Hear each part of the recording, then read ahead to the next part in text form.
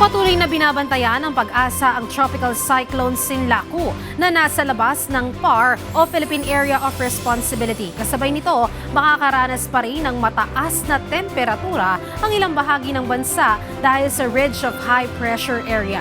Ang update sa lagay ng panahon mula kay Pag-asa Weather Specialist Glyza Escula.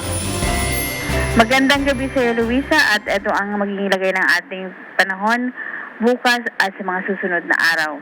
Magiging mainit pa rin po ang panahon dito sa Metro Manila at nalalabing bahagi ng ating kapuluan. Bahagyang maulap ang kalangitan at tanging mga pulupulong mga pag-ulan o pagtidlat pagkulog ang maaaring asahan.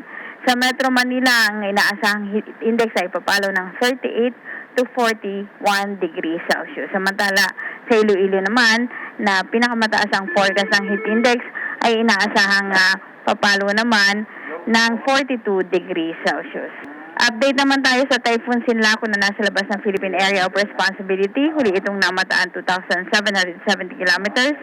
Silangan ng northeastern Mindanao.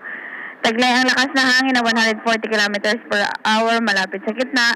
At ito naman ay magbugso ng hangin na 170 kilometers per hour. Ito ay kumikilos pahilaga ng napakabagal. Inaasahan na ito ay makakapasok ng Philippine Area of Responsibility by next week. Hindi man ito pumasok ay pwede itong lumapit dito sa northeastern boundary ng ating Philippine Area of Responsibility.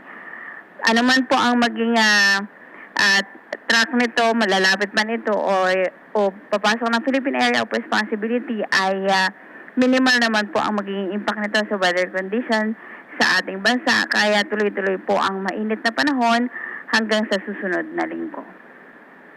At yan ang latest mula dito sa Weather Forecasting Center ng Pag-asa. Ito si Glyza Escula, nag-uulat.